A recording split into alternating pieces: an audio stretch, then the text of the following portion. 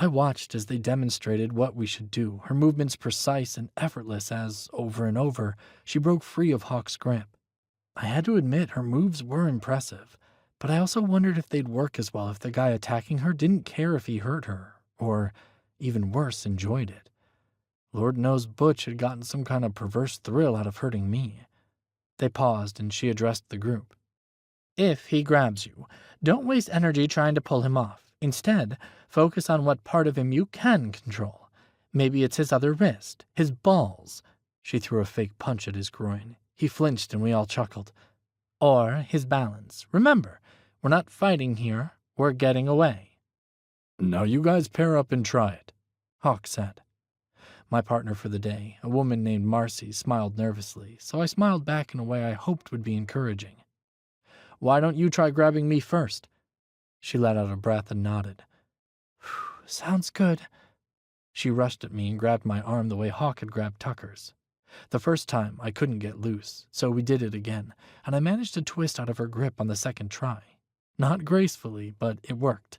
Of course, Marcy was only a few inches taller than me and didn't outweigh me by much, so that didn't really make me feel confident I could escape a guy Hawk's size. We swapped off and Marcy took her turn to break free. We repeated it over and over a few times until Hawk's voice interrupted our practice. It was as if he'd read my mind about Marcy being too easy. You're overthinking it, Mika. Here, let me try something. He reached out and grabbed my arm and my whole body tensed. Relax, you're too stiff. Remember, this is about controlling the energy.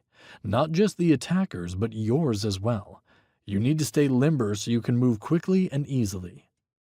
I forced my body to relax, which wasn't easy with him standing so close to me.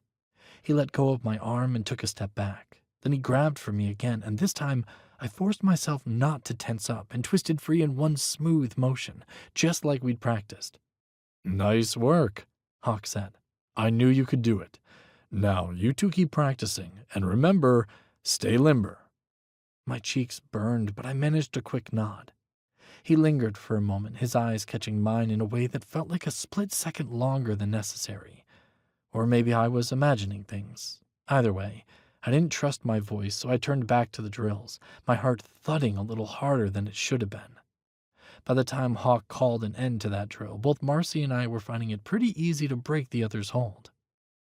Good job, he called out to the group. Now, I want to try one more move tonight. This one's a little scary, but it's important. He glanced back over at Tucker. You ready? Yep, let's do this. And quickly, without warning, he spun her around and pushed her against the wall with his hand on her throat.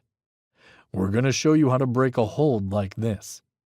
I gulped and watched as the two of them demonstrated the maneuver that was supposed to get us free from someone with their hands wrapped around our throats.